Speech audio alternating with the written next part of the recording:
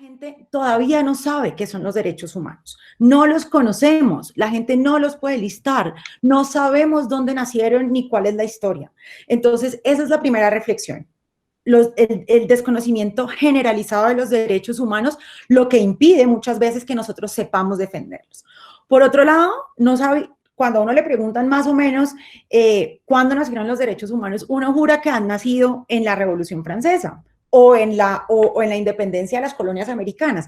Y pues no, el video nos muestra que vienen de larga data, es decir, que desde el 536, con Ciro el Grande, el emperador persa, podemos ver, ¿cierto?, que se garantizaban ciertas libertades a los pueblos. Pero también, ¿qué nos hace reflexionar eso? Y es que cuando Ciro el Grande murió, todo volvió a un estado anterior a él, ¿no? Él le dio libertad de movilidad a los esclavos, libertad de culto, y cuando murió Ciro el Grande, al rey muerto, rey puesto, volvimos a una situación anterior. Esa es la tercera reflexión, y es que la historia del mundo hace que hayan ciertos periodos en los que se reconozcan ciertos derechos y por otro lado volvamos a unos capítulos de la historia donde esos derechos no sean reconocidos o se vulneren, ¿verdad?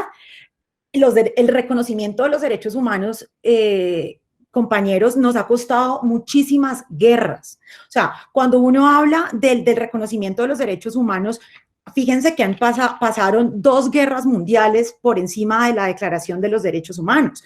En la última murieron 80 millones de personas, casi 2 veces Colombia, si estamos aterrados por la pandemia, que claramente es un evento, un episodio nefasto en nuestra historia. Imagínense lo que es que se mueran dos Colombias y que eso ni así hayamos llegado a un estadio donde reconozcamos plenamente los derechos de nuestros ciudadanos y nuestras ciudadanas. Imagínense que pasamos 2 guerras y aún seguimos, por ejemplo, tratando mal y discriminando a la población LGTBI. Y el último de mis comentarios es un poco en relación con y es los derechos humanos no están solamente en la Carta del 48 del 10 de diciembre, ni en los tratados internacionales que nosotros solemos listar o en la Constitución, como se los voy a presentar ahora. Los derechos humanos son mucho más. Es la manera en la que yo me levanto todos los días y hago mi actividad. Es en la manera en la que yo le permito a mi hijo o a mi hija que le haga bullying al compañero en el colegio. Es la manera en la que yo le digo marica a una persona que se ha reconocido como homosexual, o cuando yo le digo negro hijo de tantas a un compañero de color o afrodescendiente. Ahí está el verdadero sentido de los derechos humanos, no en las cartas. No significa que eso no tenga validez, por supuesto, y que la ley no nos haya dado los mecanismos para defenderlo, como lo veremos a continuación, sino que mi reflexión va mucho más allá en términos, los derechos humanos es una elección y una responsabilidad de todos, y cada uno de los derechos humanos, que me podría quedar acá, digamos, haciendo una lista de los mismos, pero tampoco es mi función. Cada derecho humano acarrea un deber, ¿cierto? Siempre decimos, es que tenemos derechos humanos, y bueno, ¿y nuestros deberes humanos dónde están, no? Nosotros tenemos derecho a la alimentación, pero tenemos un deber también de autocuidarnos, ¿no? Esta pandemia nos está mostrando eso. Entonces, esas serían mis 4 reflexiones frente al video, de manera inclusive muy personal. La primera de las diapositivas, pues no es nada más que mostrarles, yo se las voy a poner o sea, esta presentación será de uso de ustedes si así lo requirieran, ¿verdad? La primera diapositiva no es nada más que recapitular lo que vimos en el video, son aquellas condiciones, aquellos derechos que todos los seres humanos los tienen sin distinción de sexo, ni religión, ni cualquiera de nuestras características, que todos gozamos desde el momento en que nazcamos pobres, ricos, aquí, allá, tenemos los mismos derechos. ¿Listo? Sigamos.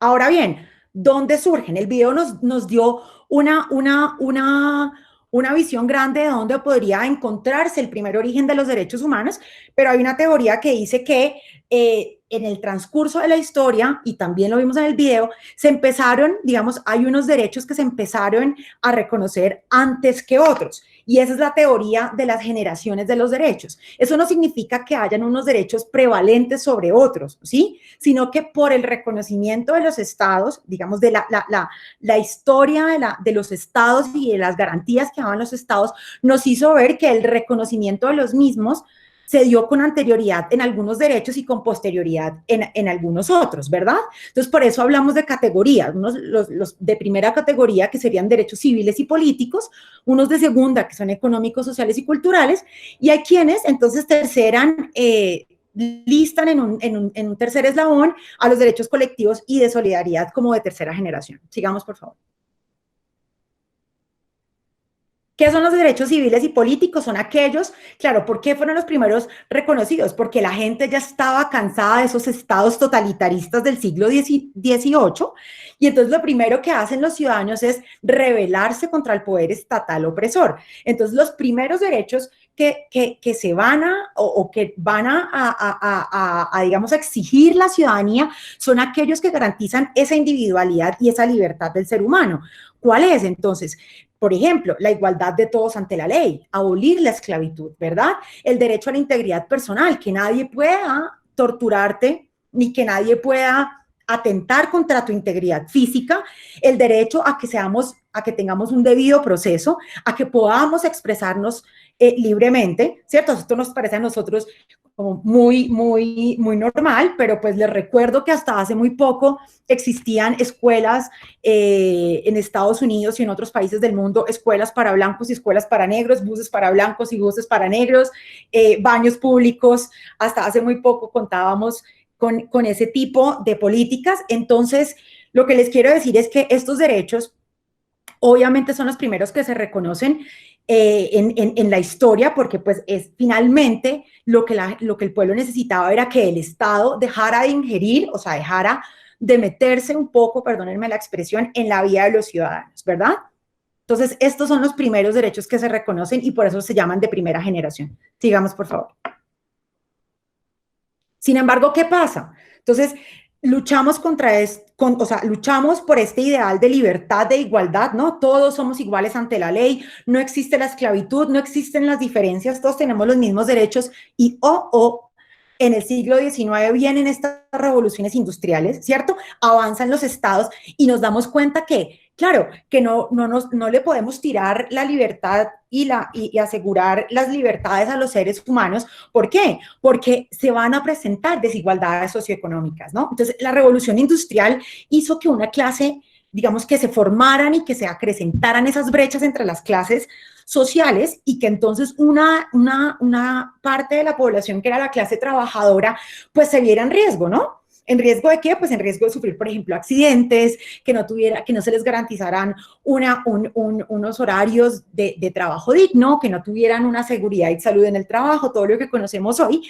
Entonces, esas bondades y esos ideales que habíamos buscado cuando garantizamos los derechos de primera generación, o sea, las libertades civiles y políticas, pues nos estábamos dando cuenta que esas libertades, digamos que nos generaban unos desequilibrios y que necesitábamos entonces volver a balancear las cosas de manera que le pudiéramos dar a la gente que le había ido, digamos, un poquito menos en la repartición de esos beneficios, digámoslo así, garantizarle a estas personas que estaban en la escala más baja de la sociedad, pues por lo menos los medios de subsistencia y de llevar una vida digna. Sigamos, por favor. Es ahí entonces, como al final del siglo XIX, encontramos que hay una transformación de un Estado liberal, es decir, de un Estado donde no se meten en la vida de los ciudadanos, hay el juego de la economía, ¿verdad?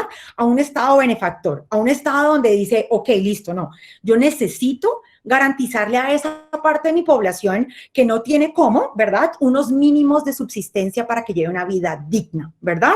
Entonces, en el Estado liberal es, ¿no tenés agua? Listo. Mira, yo no puedo hacer nada porque el agua te cuesta 50,000 pesos mensuales. ¿No los tenés? Lo siento mucho. Entonces, el Estado benefactor dice, no, así no son las cosas porque, por ejemplo, el agua es un servicio público, ¿cierto? Que está implícito en asegurarle al ser humano una vida digna, ¿verdad? Sin agua y sin saneamiento básico no existe una vida digna. Por ende, entonces, estos estados reconocen que hay unos derechos sociales, ¿verdad? Y que los estados los garantizarán en la manera de sus posibilidades, o sea, en la manera de sus recursos, sin dejar ningún esfuerzo al lado para satisfacerlos al 100%. Sigamos, por favor. Es así como entonces surgen los derechos de segunda generación, como les digo, cuando hacemos un tránsito en el siglo XIX de un Estado liberal a un Estado benefactor o social de derecho, ¿verdad?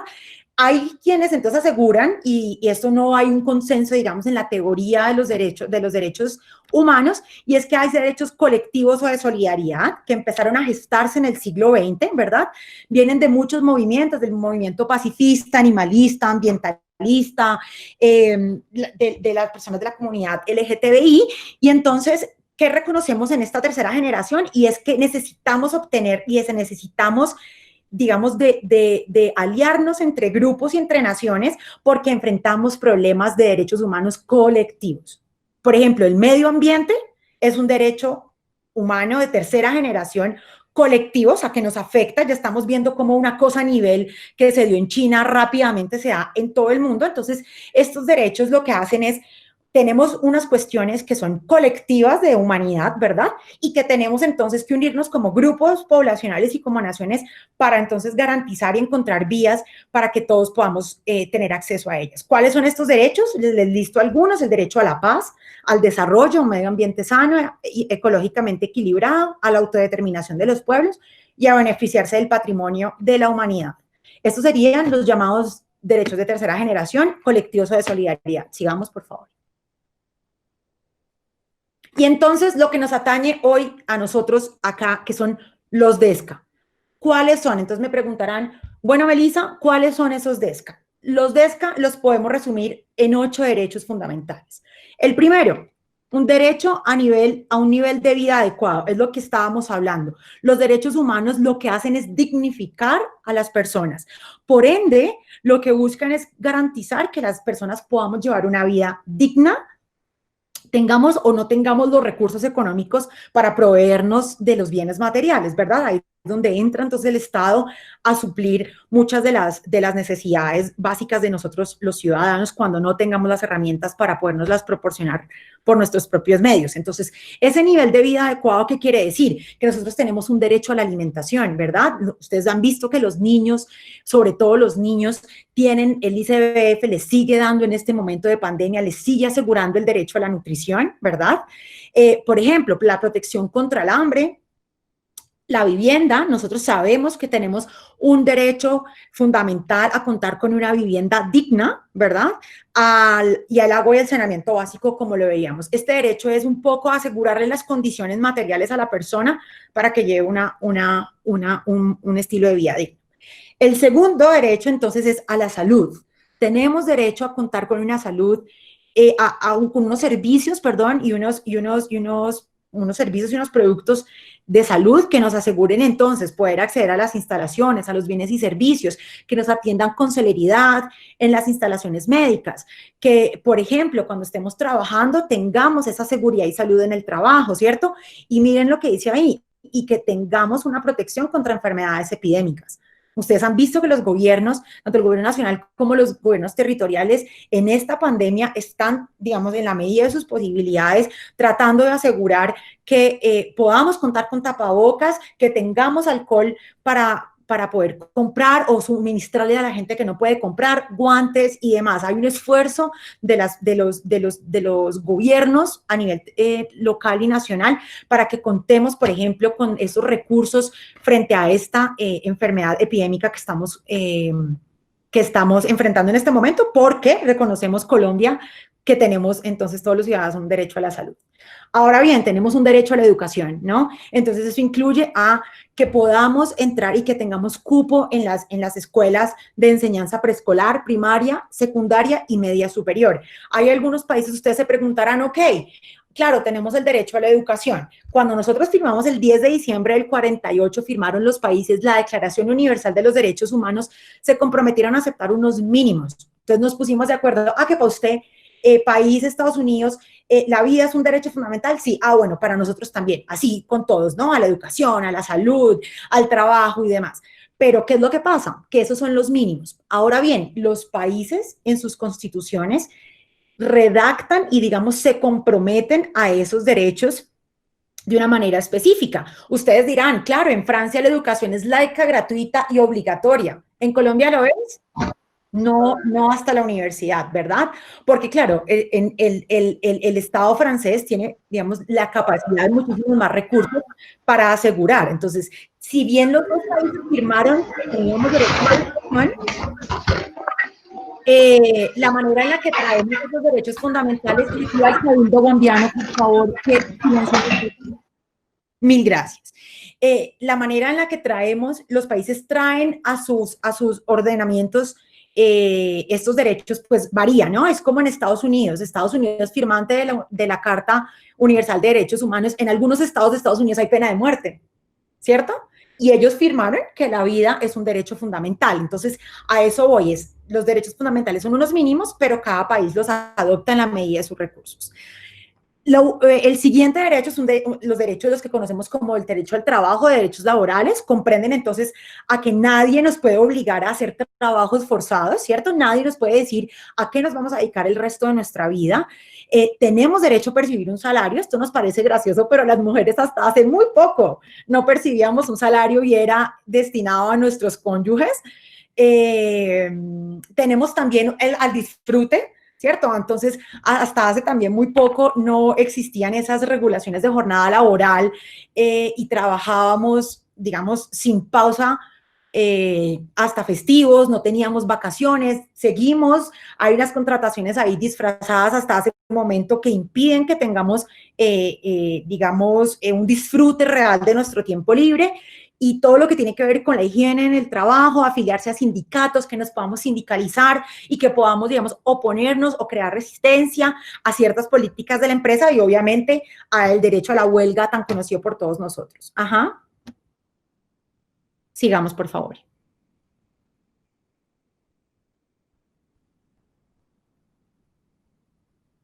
Sigamos, por favor. Ah, ya, perfecto. Ya, ok. Es que estoy tratando de leer los comentarios, pero la verdad me queda un poco imposible leerlos. Si quieren, yo termino la presentación y los respondemos. No, por favor, la anterior. Qué pena, es que me distraje tratando de leer los comentarios. Les pido mil disculpas. Necesito exacto, ahí. Entonces, seguíamos con el derecho a la seguridad social y a la protección. Entonces, que podamos tener unos recursos asegurados en caso de enfermedad, de vejez, de no contar con las medidas de subsistencia. Esto es todo lo que conocemos como seguridad social y protección social. Que tengamos un derecho a la familia, entonces es decir, que nos podamos casar libremente, que podamos decidir si tenemos hijos o no y la cantidad de hijos que queramos, que se nos proteja la maternidad y la paternidad, ¿verdad? Tenemos derechos culturales, es decir, a que podamos participar de todas las manifestaciones culturales y que nos podamos beneficiar también de los avances científicos, ¿cierto? Y por último, entonces, tenemos derechos ambientales en todos, en su amplio concepto, y es poder contar con un ambiente sano, con servicios públicos de calidad, indispensables pues para el desarrollo de la vida humana y de la vida digna, sobre todo. Sigamos, por favor.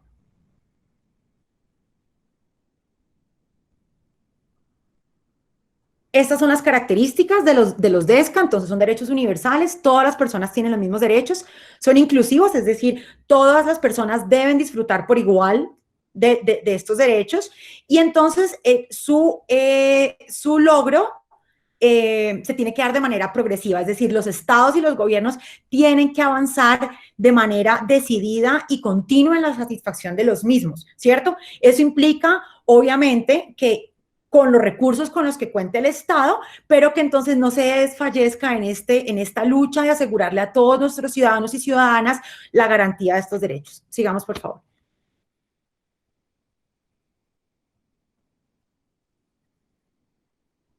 ¿Dónde están reconocidos los DESCA? Lo decíamos en la Declaración Universal de los Derechos Humanos firmada el 10 de diciembre del 48 en París, en el Pacto Internacional de Civiles y Políticos, sobre todo en el pacto, perdón, no en los civiles y políticos, en el Pacto Internacional de los Derechos Sociales y Culturales y Sociales. ¿Qué pasó acá? Estábamos en plena Guerra Fría en los 60s, se decidió que se iban a firmar dos pactos distintos, uno para los derechos de primera generación, los civiles y políticos, y otros pactos y otro pacto para los DESCA, simplemente porque en esa Guerra Fría Rusia, Estados Unidos, países liberales, países más socialdemócratas, no se pusieron de acuerdo sobre hacer un solo pacto para el reconocimiento de los derechos y dijeron, ¿saben qué? Vamos a hacer un pacto para los derechos civiles y políticos y otro para los DESCA. Entonces existen los dos pactos y los países se adhieren y los reconocen por independiente cada uno. Colombia obviamente reconoce los dos. Tenemos una Convención Americana de Derechos Humanos donde están plenamente reconocidos y pues en nuestra Constitución Política en los títulos 1, 2 y 3. Sigamos, por favor. Yo ya voy a terminar para que podamos hacer preguntas. Creo que tengo un poco el audio retrasado porque dale varios clics, no, porque ahí nos vienen como no. Angélica es la que está. Perdóname. Gracias. Ayúdame a hacerle varios clics, por favor. Correcto. Entonces, ahí simplemente para listarles en dónde están los derechos en la Constitución Política, título 1, los fundamentales o los que llamamos civiles y políticos, título 2, los DESCA y títulos 3, tal y como lo vimos en la teoría de las generaciones, los colectivos y ambiente. Sigue, por favor.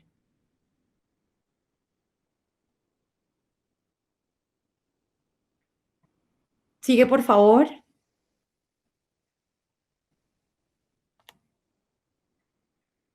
¿Me escuchan? Sí te escuchamos, Melissa, sí te escuchamos. Ya para terminar. Sí, lo que pasa es que la presentación, cuando yo doy clic, se demora en pasar la diapositiva. Vale, Angélica, gracias. Simplemente para terminar, me pareció importante decirles que en la Constitución Política Colombiana, que todos deberíamos conocer, se listan y se nombran los mecanismos y las herramientas legales para proteger nuestros derechos fundamentales, entendiendo que el Estado, ¿cierto?, es garante y debe proteger los mismos. Sigamos, por favor.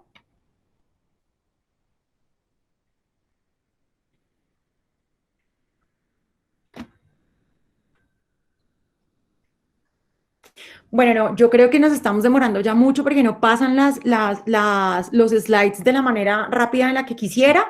Los últimos 3 slides se los resumo básicamente, son 3 mecanismos que la Constitución Política Colombiana nos da para la defensa de los derechos humanos y que los conocemos: la acción de tutela, ¿cierto?, las acciones colectivas y las acciones de grupo, ¿verdad? No sé, Angélica, si estás aún intentando pasar la diapositiva. Sí, yo la paso acá, pero no sé por qué no se proyecta. Vale, mira, ahí está la de tutela. Les queríamos decir, esta es la acción por la que se protegen los derechos humanos, entre esos obviamente los DESCA. No es necesario para instaurar acciones de tutela requerir abogados. Las personerías municipales o los juzgados laborales, civiles y de familia les pueden ayudar a redactar tutelas, ¿verdad? Y entonces se supone que los términos de la tutela, no se supone, es así, los términos de la tutela para el fallo de la tutela son 10 días hábiles. Entonces, ese es el mecanismo que consagra la Constitución en su artículo 86 para la protección de los derechos fundamentales. Sigamos.